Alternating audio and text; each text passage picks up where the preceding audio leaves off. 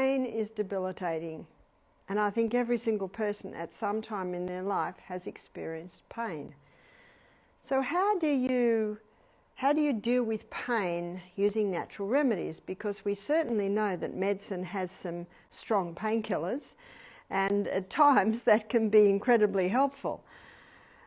So I'm going to give you a few illustrations of experiences that we've had at the health retreat, even my own personal experiences.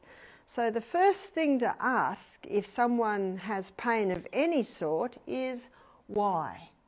When I did a skydive with my daughter for her 19th birthday, I was 49. I don't mind planes. When I was 16, my father was learning to fly, and us kids all had turns going up and down and up and down. My husband says to me they would not allow that today. But I don't mind heights. I love flying. And so when she said, "Mum, will you do a skydive with me for my 19th birthday?" I said, "Yep, okay, I will." Well, it was quite fun, but I didn't land quite right. I was supposed to hold my legs up, and you connected to another guy, because I've never flown before, and you free fall for 3 minutes, and that's quite incredible. And then he pulls the parachute, and it's a parachute that went like that, and from time to time he goes like that, and you spin around, and that was quite fun. And I'm supposed to hold my legs up, and his legs, and he had big strong boots on, would land, and then he'd tap me and I could let my feet down. Well, we're just about to land, and a little tuft of wind blew us sideways, and my natural reaction was my arm and my foot went out, and my foot landed before his feet. And I heard a loud pop and excruciating pain. Oops. Anyway, he unpacked me, and they got the phone, and I'm just rolling around in and have you ever bitten your finger when you got sort of pain there? It sort of takes the edge off the pain. What is interesting is that our body has different processes that begin as soon as we're in pain, and those processes help us to deal with it. So I was biting my finger, and I think we all know, if you hit your head on a bit of metal or something, oh, does that hurt? But it eases. Have you noticed? It eases. It's excruciating for the first 5 minutes, and then it starts to ease. And of course, it did start to ease. And then the ambulance arrived, and the ambulance arrived probably about 15 minutes later. By then, my 10 out of 10 pain, 10 out of 10 pain I see is extreme, hardly able to handle it, had gone down to about a 5 out of 10 pain. And the paramedic jumped out of the back of the ambulance with an injection. He went to give me the injection. I said, "No." And he looked at me. I said, I want to feel my pain. And maybe if it was 10 out of 10 pain, I would have considered it, but it had come down to a 5 out of 10 pain. I said, "No, I can handle this pain. I can handle a 5." And I think most people can handle a 5 out of 10 pain. I said, I can handle a 5 out of 10 pain. I said, because that pain's going to tell me what I can and can't do to that foot. You'd never heard anything like this before. He said, "Okay." So they took me into hospital, and I was lying in a bed in casualty. I think you used to call it emergency in the US. And it had a curtain between us, and my daughter was there, and my son and my other stepdaughter. They'd all jumped together, so they were all there. So I was lying in bed, just lying there, and my pain was, 4 and 5 out of 10, which I think is manageable. And they kept coming in and saying, "Do you want painkillers?" And I said, "No, I don't want painkillers." And the lady in the bed next to me, I think she was a drug addict, she was crying out for painkillers. They wouldn't give them to her, and I was rejecting them. Anyway, finally the doctor came, and he looked at my foot, and I could turn my foot sideways, I could move it up and down, I could wiggle my toes. I looked at him and I said, "Nothing's broken." I said, "Nothing's broken," because I had movement. And he said, "Oh, you really should have a x-ray." But he said, "We're pretty caught up, so it's going to be 2 hours till you can get an x-ray." He said, I said, nah, I'll be right. So my son, my big son, Peter, picked me up and took me out, and we drove home. And then that night I put a poultice on it. Now what I put on my foot was a comfrey poultice. So let me write a few things that comfrey does. So comfrey is quite a remarkable herb. So comfrey contains a growth stimulant, so it stimulates rapid healing. And the sooner the healing happens, stimulant, the better, of course. It also is anti-inflammatory.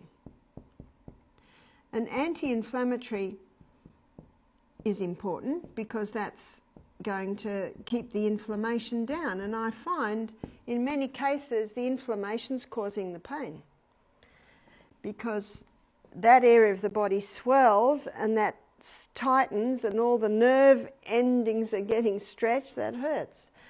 Also, it contains a lubricant which can lubricate joints. But probably this is the one that is most responsible for the pain relief. So I had comfrey growing. In the summer, we grind up the leaves, the spring and summer, and in the winter, we grate up the root, because all the healing properties go into the root in the winter, whereas in the summer they're in the leaves. So I put a comfrey poultice on my foot and I went to sleep. And I was able to sleep, praise be to God. Whenever I put a poultice, I always pray. I say, Father in heaven, please add your blessing to this compress. Now the next day, I had a plane ticket to the US. I've been planning this for 6 months. I was going to stay with my daughter for 2 weeks, and nothing was going to stop me. That's why I wanted to get home. And because I could move the foot sideways, up and down, wiggle my toes, I thought, I haven't sprained it. It's just, you know, I've really just, sorry, I haven't broken it. I've just badly sprained it. Anyway, I had to have crutches to get to the airport. I got on the plane and everything was fine for about an hour. And then this started to boom, especially if I got up. If I was able to keep my foot up. Now this is something that's so important with pain, is you've got to listen. There are whole books written on this. You know what it's called? Mindfulness.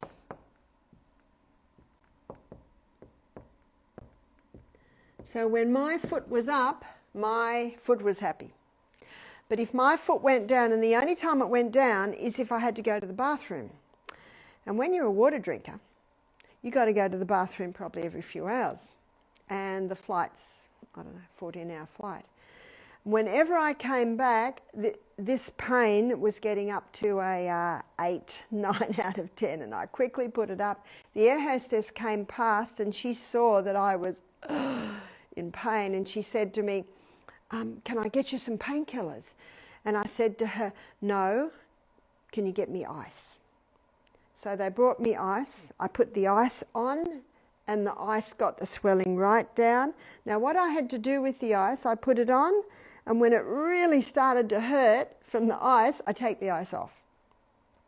When that pain settled down, I put the ice back on. So I went on and off with the ice until the whole area was numbed. And I brought it back down to about a 2 out of 10 pain. And then I'll be all right for a couple of hours, and then it's time to visit the little house again. And so that's what I did on the plane trip. I got to my daughter's, and yes, they had to hire a wheelchair for me, and I had crutches. In fact, most of the pain was under my arms. Whoa, why have I got pain under my arms? Because my arms aren't used to putting their weight on this. But when I wasn't walking with crutches, it didn't hurt. I actually found it just easy to crawl everywhere. And my daughter's little boy, in fact, her little boy is about 6'2" now, but he was just a little baby at the time. I found I could carry him if I just kneeled around. And what I did was I went on my back and I did exercises every day. I'd lay on my bike and do bikes. I also did the hot and colds. So the hot and colds are also a very powerful way to deal with pain. So what do I mean by hot and colds? What I did was I got 2 buckets. And in the hot, we've talked about this in other presentations, the hot I did for 3 minutes. Because for that first 3 minutes, when you apply hot water to the body, it has a stimulating effect. So there's your stimulation. What am I stimulating? I'm stimulating blood. What's the point in more blood going to the area? Whenever you get an injury, the blood tends to sit or pool in that area. So when you bring fresh blood in, it drives the old blood out. And when you bring in the fresh blood, let's just recap what the blood contains. The blood contains red blood cells, and the red blood cells carry the nutrients. The red blood cells carry the oxygen. The red blood cells carry the water. And the red blood cells, they carry away waste. Isn't that everything we need when we've got a problem? And the blood also contains white blood cells. We looked at that when we looked at our immune system. They're basically your internal army.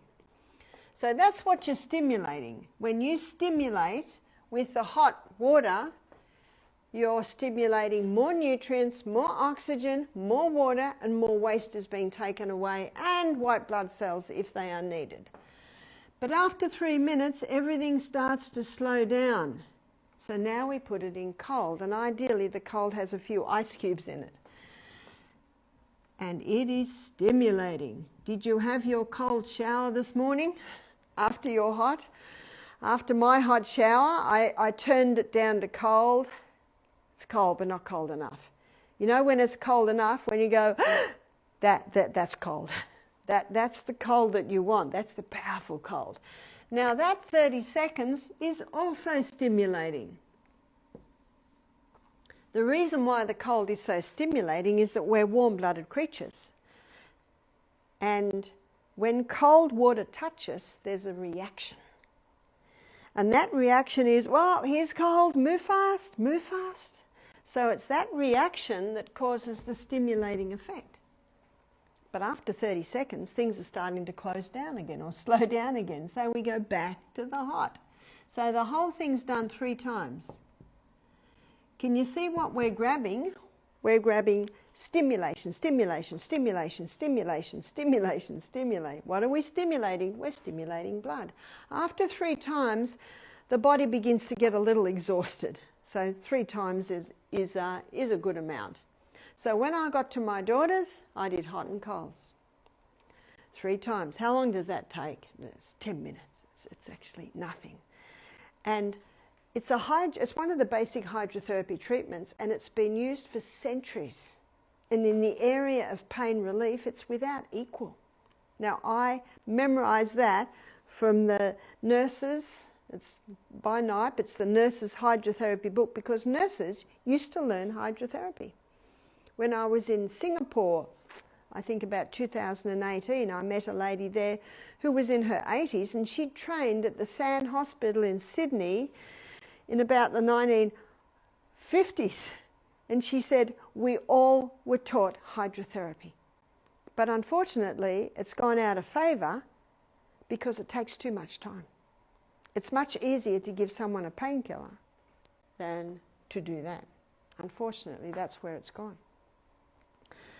But the hot and cold is very powerful at pain relief. So you can put your feet in there, you can put your hands in there, you could even get a big tub and sit in there. But for the chest and for the back, for maybe upper thigh, then you can use hot compresses. So there's a couple of ways you can do it. You can roll up a wet towel and put it in the microwave. There is a use for your microwave. Keep it in your laundry.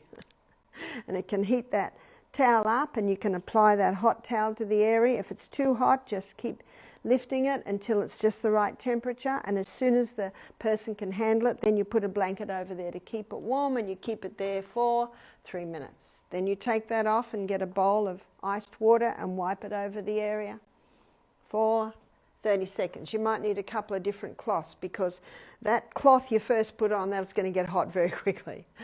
And then you get another hot one, and you do that 3 times. That can be done to chest, it can be done to back, maybe upper shoulder. But our exercise coordinator hurt his knee recently. Well, he would have 2 tubs on the ground, and he'd get on his knees and he'd put his knee in. Where there's a will, there's a way. Necessity is the mother of invention. But that is a powerful way to get pain relief into an area. And the reason why it brings pain relief is this massive supply of blood to the area is increasing healing, and that old blood taking away, it's bringing that old blood away, that has an effect to bring relief. In a crisis, this can even be done every 2 hours. It all depends on the body, it all depends what's happening. So let's go back to my foot. So I stayed with my daughter for 2 weeks. I was still limping. I could not bear any weight on that foot. And every single one of us knows there's a pain it's like when you're doing push-ups. You get to the point it starts to hurt, but you're just going to do a couple more because you want to strengthen that body. And someone comes to massage my shoulders. Oh, that hurts, but oh dear, it feels good, you know, break up those knots. But there was the pain that if I put my foot down, it was a sickening pain. It wasn't a pain of this foot hasn't been used for a while. It was, no, don't put your foot down.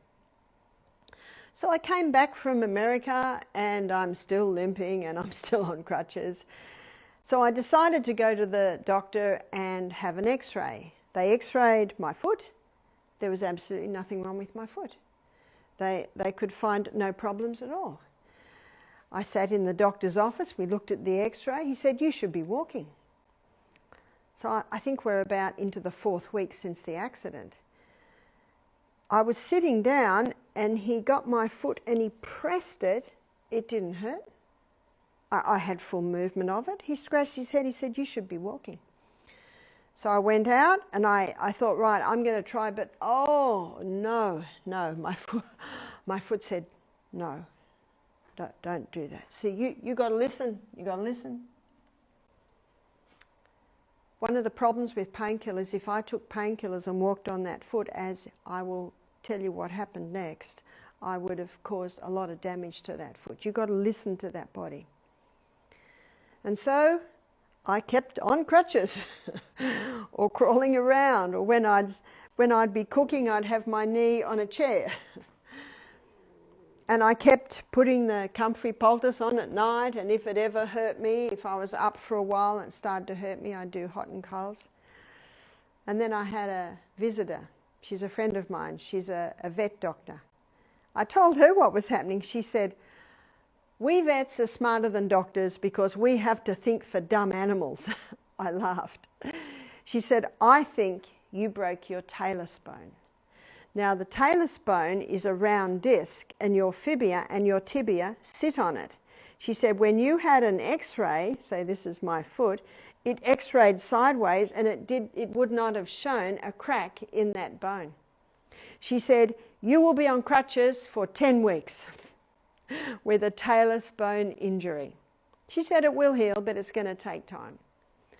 So I decided to really boost my foot healing. So I did hot and colds twice a day at least, 3 times if I was able. I put the comfrey poultice on every night, and I had some comfrey cream that I put in through the day. It's got a growth stimulant, it's going to stimulate rapid healing, and round my talus bone it will help to lubricate and keep the inflammation down. I'm ready for 10 weeks. 6 weeks later, Michael and I were actually on the Spirit of Tasmania. We were travelling to Tasmania on a boat. Spirit of Tasmania is this boat that goes from the bottom of Australia to Tasmania. And we were walking along and Michael was busy, and I put my crutches down and I decided to give it a little try. Just a little try like this. and I could handle it. It actually didn't hurt. And then I started to walk. I could walk. My friend said, you'll be 10 weeks on that, but I sped it up and brought it to 6 weeks. And I have no doubt that it was my talus bone, because the pain that I experienced in trying to walk on it, that was my body telling me there's something more there. So I was glad my friend the vet visited and decided what it probably was. Because of the hot and colds I did on that ankle, because of the comfrey that I did on that ankle totally healed to the point is that ankle is as strong as my other ankle today. We live in an amazing body that has an inbuilt ability to heal itself. And I never took a painkiller. I managed all my pain with either the poultices, the hot and colds, or as I showed you when I was up in the sky, I used the ice. So water is an incredible thing. It can be used as liquid, it can be used as steam, and it can also be used as a solid, and that is in the ice. So every freezer should have a nice lot of ice in it. Ice should always be on hand for an injury. Ice can bring relief by getting that inflammation right down. But as I showed you, when you use ice, you put it on and then you put it off, and you put it on and you put it off. You keep doing that until you can handle the cold. I was reading in Japan that they often are icing bodies to do operations on them. So that's another subject again. But just to show that ice is an incredible thing. So if someone's in pain, we have to find out why they are in pain. So if someone comes to me and says, Barbara, I've got a very sore lower back, I can hardly handle the pain, I put my detective hat on. Remember Newton's third law of motion? To every action there's an equal and an opposite reaction. The Newton's third law of motion was already defined in the Bible. I wonder if Sir Isaac Newton wrote, or read, I should say, his Bible. So in Proverbs 26 verse 2, the Bible says, be not deceived, God is not mocked. Whatsoever a man soweth, that he shall also reap. I'm sorry, that's not found in Proverbs 2:26, that's found in Galatians 6 verse 7. In Proverbs 2:26, the Bible says that the curse causeless shall not come. In other words, no problem happens without a cause. So if someone's got a sore lower back, I begin to investigate. Oh, and then I discovered that the lady, she might be in her 60s, she had a car accident when she was in her 20s. Where did the car accident happen? Oh, from behind. What was the sore part? My lower back. Any more accidents? About 3 years later, a car came in from the side and they said that I had a bruised pelvis. Any more? When I was in my 40s, I fell on my coccyx. Can you see what's happening here? You've got to investigate. She's got damage there. She's got some major damage. She said, a doctor told me that I had to be in a brace. I was in the brace for a couple of months and I went and saw another doctor and he said, no, get out of the brace. And he put her in a swimming pool and he got a physiotherapist to do physiotherapy with her. And that's what can also happen in places of injuries. Our muscles and our ligaments and our tendons, they can be strengthened to help compensate for damage in the bone. That's the good news. So can you see what I'm doing here? I'm investigating. And then I want to know how much water this person drinks. So that we're coming to the laws then. Because if a person doesn't drink enough water, they're not going to have as much fluid between the joints. So they must be well hydrated. What's the diet like? Very important that the person be eating a plant-based diet, because the body can't heal unless it has the nutrients. And those nutrients, remember, are high fibre, generous proteins and healthy fats, especially the greens with their minerals. Minerals glue us together almost, so we need those minerals. Exercise. And the person says, you don't understand, I can't exercise because I'm in pain. There will be a type of exercise that you can do. And that's why I say to people who have lower back problems, go to a physiotherapist, define exactly where the problem is and get them to show you what you can do to strengthen all the other areas of your body and help your body compensate with that injury that's there. See, once the injuries has happened, you got scar tissue there. You've also got possibly a little bit of arthritis building up in there. So there might be different things happening. And what I found with some people, they just want me to give them a herbal alternative to morphine. Well, there isn't one. Do you know, there are some things that can help a little bit, and we will be looking at those. So the true remedies is what you go to. You've got to go to the temperance. You've got to stop the caffeine, stop the alcohol, stop the refined sugar, stop the acid-forming foods that certainly can damage the bones. Every day, lie out in the sunshine. Let the sunshine go on your lower back. It'll feel lovely. Make sure you're getting oxygen so that when your blood comes to the area, it's got all the nutrients. You want top quality blood to come and heal. And to get top quality blood, you need to be adhering to all of this. Rest. We need to have 8 hours sleep a night so that rest and rejuvenation and regeneration can happen in the tissues. Listening to the body is absolutely number one. Remember what I did on the plane? Now, if the ice hadn't stopped the pain, and I knew it would, maybe I would have resorted to painkillers, but I never had to, in my whole experience, go to painkillers. I just used the ice. So how do I know that the ice was what to do? Because I know it gets the inflammation down, and my pain started to reduce. I had plantar fasciitis, it was about 5 years ago. I wondered why my right foot was hurting so much. I was doing all sorts of things that were still in pain, so I went to the doctor and I said, I want to know what's happening to my foot. And it was the foot that I had landed on many years ago. I did that when I was 49, so I'm in my late 60s now, but this happened probably when I was 60 or late 50s. And I thought maybe it's a problem happening from when I did the skydive. And he had a look, he felt around my foot, and then he laughed. He said, "You've got plantar fasciitis." I said, "What? Plantar fasciitis?" He said, "Yes. Have you changed your running shoes?" I said, "I have. I'm doing barefoot runners now."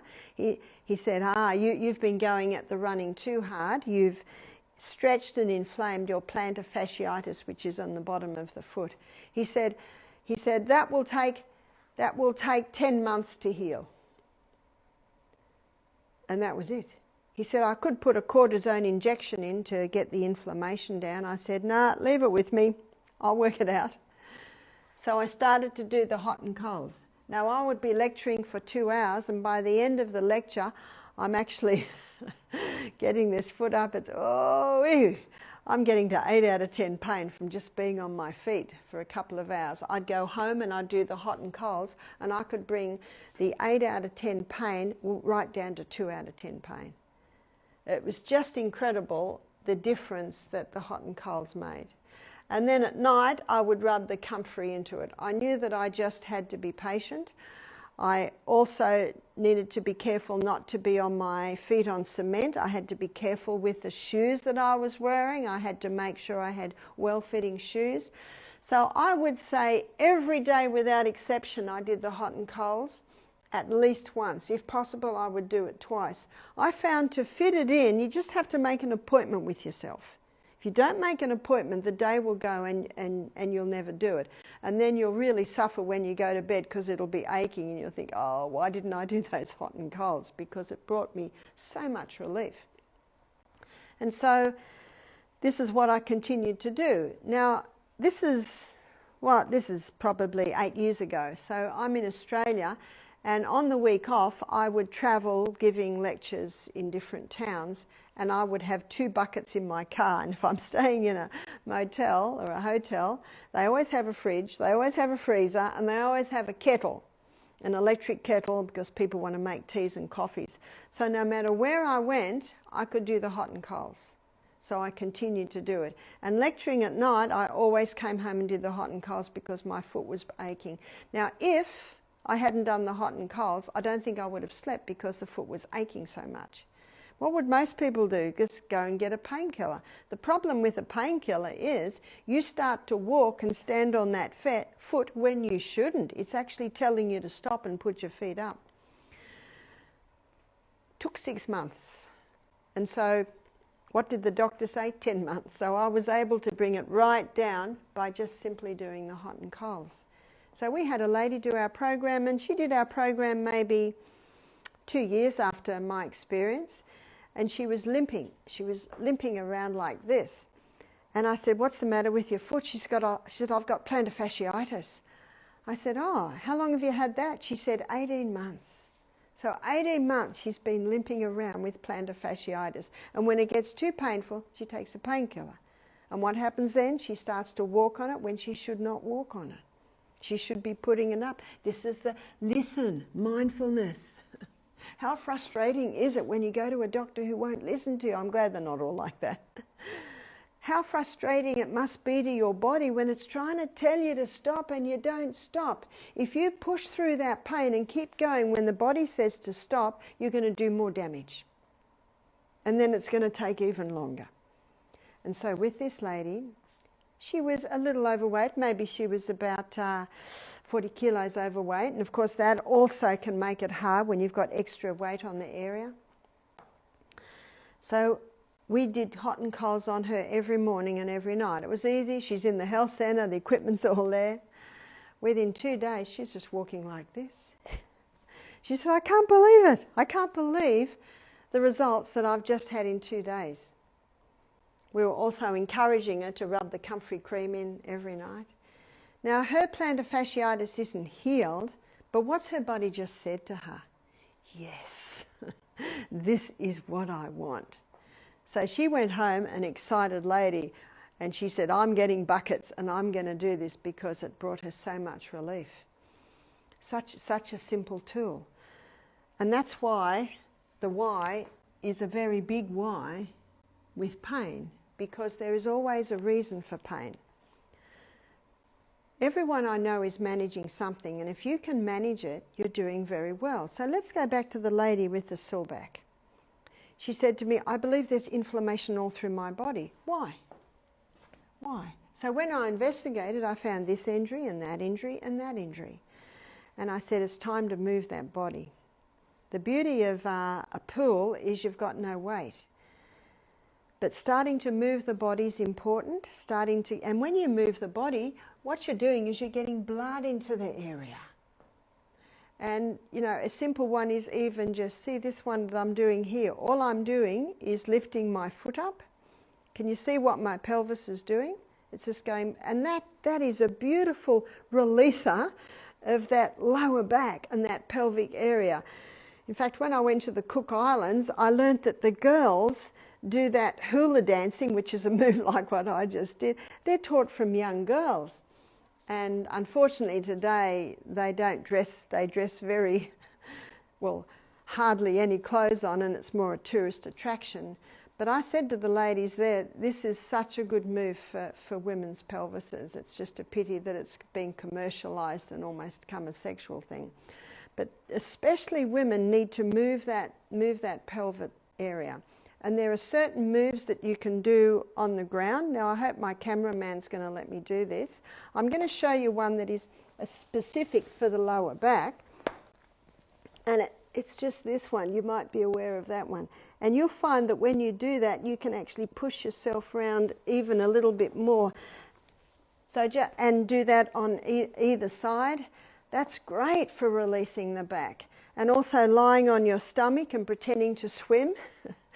That also bends that back there. So your personal trainer, your physiotherapist, even osteopath, massage therapist can advise on all the things that you can do at home to get blood into that area. Again, that blood must be kept pure by your 8 laws of health. So you've got good quality blood that can heal, because it is the blood that is the healer. So encouraging blood into that area by movement, by exercise. Everyone must exercise. It's just a not negotiable. So when someone's got lower back or joint pain, they must not run, and they can't run anyway. What they can do is they can rebound. So with lower back problems, I say to people, go to the gym and get on the rebounder, and you just start with this. That's all you do. That's called the health bounce. Even just backwards and forwards, just like this, and you'll get that rebounder moving a little bit. And if it doesn't hurt, then you can start jumping a little bit. If it hurts, what do? Stop. You just stop and go back to that. That's listening. You must listen, because your body will tell you what no man can tell you. So stretch that body, move that body. Let me tell you about another experience that I had. I had a man come to me. It was at a youth camp, and he was a young man. He would have been about 16, and there were about 100 kids there, and I was the health speaker. And these girls brought him and said, "He's got a sore knee. Can you fix his knee?" So I began to investigate. I said, "Have you injured the knee?" "Yeah, I tore a muscle in the knee," he said, "about 2 months ago." I said, "Oh, what have you been doing?" And he got a packet out of his pocket that was full of big pink tablets. And I knew straight away they were heavy painkillers. I said, "Who gave you these?" "Oh, my auntie, she's a doctor and she just gives them to me." What he's doing is he gets up, takes the painkiller and goes and plays soccer. And then goes and runs around all day. The painkiller is stopping the pain, but the pain is there to tell him, stop. I said to him, every time you take that painkiller, you are losing your message from your body that's telling you to stop. He said, "Well, what'll I do?" I said, "I think you've got to get a pair of crutches. I think you've got to start doing hot and colds to that. You've got to start doing poultices, and you've got to get that leg up." Oh, he did not like my advice. He just wanted me to have a cream or something that he could put on his knee and it would be instantly fixed. That's why I wanted no painkillers when I hurt my ankle. I wanted to hear. I wanted to hear the pain. We had a lady do our program and she was on very heavy morphine for pain. She had stomach cancer. Now, we're not going to touch that morphine, because when someone is in advanced stages of cancer and they're in a lot of pain, it is mercy to give them something to ease that pain. Absolutely. I have no problem with that at all. Now, we discovered that her bowels hadn't moved for 6 days. And so we gave her herbs and water treatments, and we got the bowels moving. We got her gastrointestinal tract moving. Within 24 hours, she could halve her morphine. Within 5 days, she was off all morphine. That's why you've got to investigate. Why is it there? Now, every case is different. That's why there cannot be a blanket for every case. You've got to investigate and find out why the pain is there. And sometimes it's damage that has been done over many, many years. And then you've got scar tissue build-up. So when there's scar tissue build-up, you can apply a castor oil compress.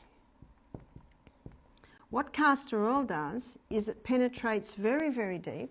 So with castor oil, it penetrates very, very deep. And wherever castor oil penetrates, it breaks up lumps, bumps, adhesions.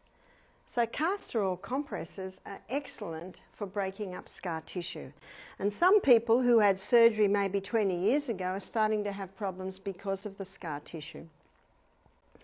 What's also important is hot and colds on the stomach, or a big tub where they can sit in the hot and sit in the cold. Then you're getting a massive supply of blood into the area. And then the castor oil compress. So with the castor oil compress, it can be used again and again and again. You are best not to take the castor oil by mouth. You basically put it on the outside of the body. I have met several ladies who were able to break down their breast lumps with castor oil. Now, when the lumps were big, they were painful. They said the castor oil brought that lump right down. Not overnight, and not even in a month. You know, it's possibly 20 years in the making. But the good news is it's not 20 years to go away, but little by little by little. So we had one young man who came to do our program. He was only 15, and he had pain in his rectum, around the anal area. He'd already had a couple of operations there. So he's got a bit of scar tissue there, and sometimes he leaked bowel fluid, which of course was terribly embarrassing for a 15-year-old boy. Sometimes he had constipation and then he had no leakage. So that told me the gut's not working.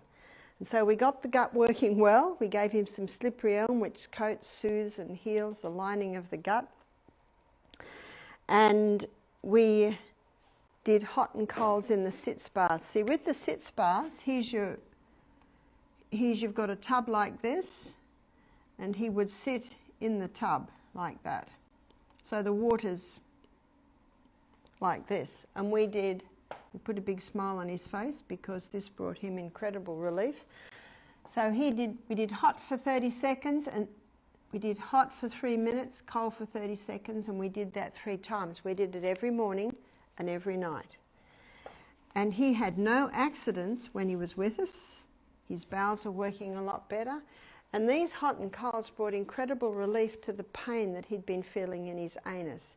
We also encouraged him to freeze castor oil. So you put castor oil on, say, some cotton wool, and you make it the size of your little finger, and then soak that cotton wool with the castor oil and you freeze it. It will take 3 days to freeze.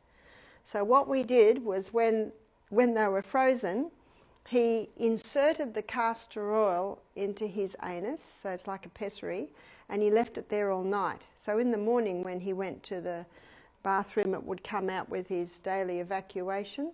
So he did that every night. We did the hot and colds twice a day. And he went home a very happy young man. He went home with no pain.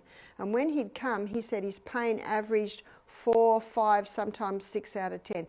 Definitely 6 out of 10 if he was on his feet a lot. Now remember, he's only 15. And the doctors had said they could not do any more operations to the anal area. They were trying to tighten it a little so he wouldn't have leakage. But those hot and colds, they had a powerful effect on that anal area. I didn't hear any more. And about 5 years later, a lady did our program and she said, he was my nephew. She said he never had another leakage. She said it's just quite incredible. He and his parents cannot believe the turnaround. Now, I did suggest when he goes home that he do the hot and cold sitz baths for every evening for 30 days. Then he could have a month break and do it for another 30 days. It only takes 15 minutes. I said, just find a time where you can do it. So he did it in the evening, which of course was the best time. He might do it in the evening and then have his shower and go to bed. Now, you didn't have to talk him into doing this. He was just so excited. Anyway, I met someone who knew him 10 years later. So this is happening about 18 years ago. And they said, he's married now and his wife's expecting their first child. How nice. Just such simple treatments. Now, there is something. So for pain, we're going to say, listen to the body, the hydrotherapy, which is the hot and colds, and also poultices. I've had a few people, especially ladies, tell me pain with fibroids. They've done the hot and colds. They've applied the castor oil compresses to the abdomen. They've also applied a cream to help them balance the hormones because it's the imbalance that is feeding the fibroids. In fact, one girl was rushed to hospital in terrible pain. They found she had the fibroid, but she said, no, I want to deal with this myself. And so she did the compresses. And I have to put this word here. It's another C. We've got castor oil compresses, consistency. Most people don't do it long enough.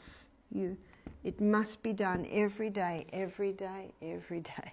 Every day. Every day you might put a little bit more castor oil on. She told me that 10 months later she had a scan and the fibroid was gone. Now the fibroid was about, I think, 4.5 centimetres by 4.5 centimetres. What's that in inches? Maybe about 3 inches by 3 inches.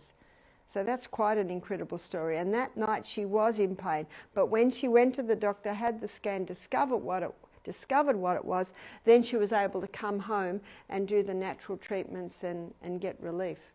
I've also known people to have the operation to have the fibroid out, and 4 years later the fibroid, another one, has grown. And that's why you must address the cause. That's very important. Another So when poultices, another poultice that can be particularly good for painful joints is the ginger. So the ginger poultice. Ginger pulls inflammation out of the joints. And I've had people tell me that they've had the ginger poultice on for sometimes only even 2 hours, and they get 50% pain reduction. Because what the ginger poultice does, and mostly it's for joints, painful joints. What it does is it's anti-inflammatory, gets that inflammation down. But I do suggest maybe do the ginger poultice for a couple of hours, and then maybe overnight do the castor oil compress, so you can play with those, apply the comfrey cream. It's easy to get the cream, and in most shops that sell vitamins and minerals and creams, you can get a comfrey cream. So the poultices are important. Listen is important. The 8 laws are vital. So you get good quality blood, but I'm going to target one of them here, and that is movement. When you move that body, you get fresh blood supply into that area. Some people are experiencing pain in areas that just haven't moved for years. You've got to start moving that body.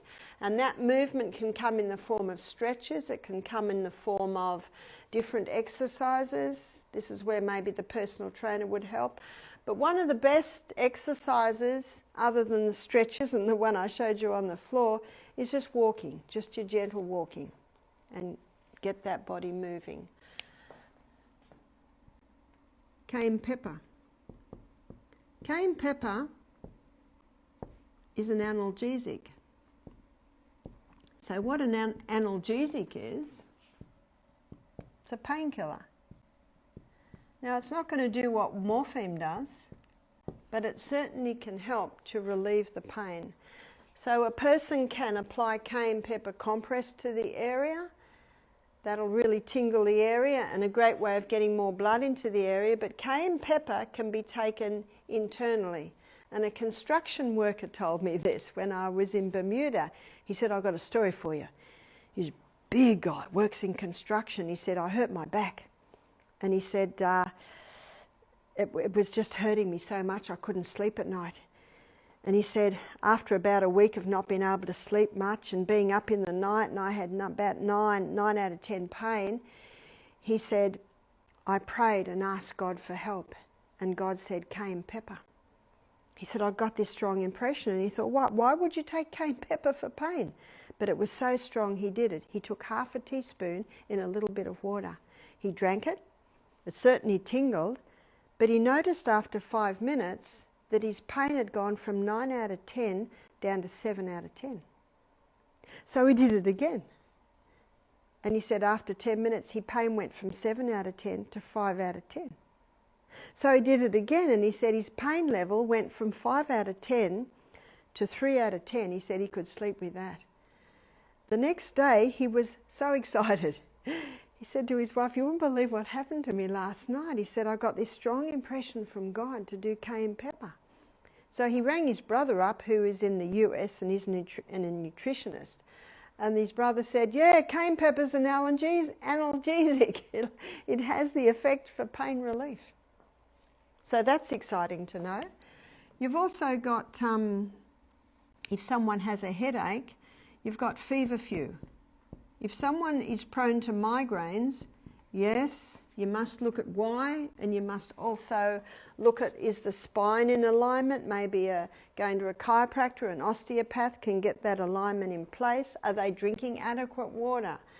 So one has to investigate why it would be so. Some people have migraines at period time, so that's a hormonal imbalance. So that needs to be remembered.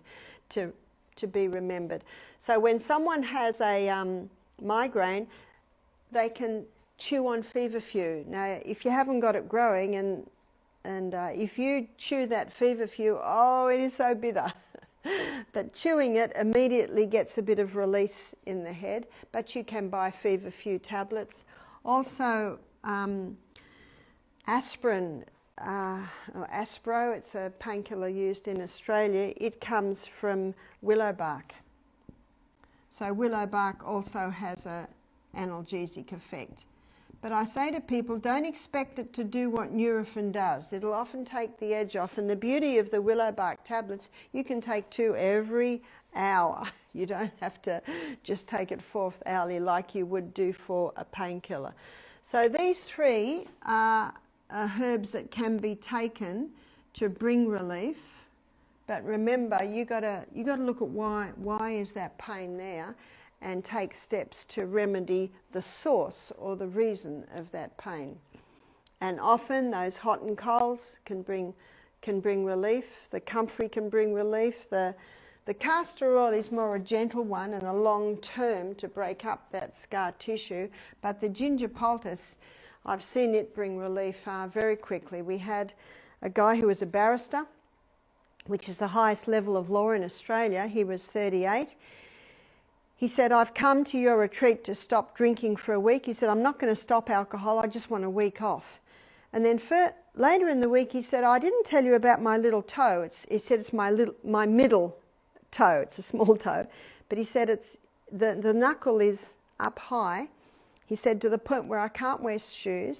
He said it's been paining me for 18 months. The doctor says it's gout. So we made a tiny little ginger poultice.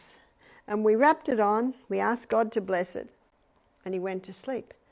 The next morning he came running down the hill. He's a very quiet man. He didn't say much, but he was yelling something and we couldn't understand what he was saying. And he came running in with a big smile on his face. He said, the toe is back to normal and I have no pain. That's incredible. Just one night on a ginger poultice. Now it's not always that quick, but sometimes it is. But the good news is that through the lectures he discovered that the alcohol is very acid forming and it's contributing to the gout, and so is the big steaks he have every night, the meat. And so in the last consultation he said, I'm going to become a vegetarian and I'm going to stop drinking alcohol, because he said, I don't want any more gout. So that's the good news. He discovered that there was a better way of living. So I trust that you've heard little bits and pieces today that will enable you to help you conquer your pain, and understand too that we are given a body that has the ability to heal itself, and when we do have pain, there's a reason for that pain, and we need to find out what that reason is and implement the different strategies and principles that you can do to bring pain relief.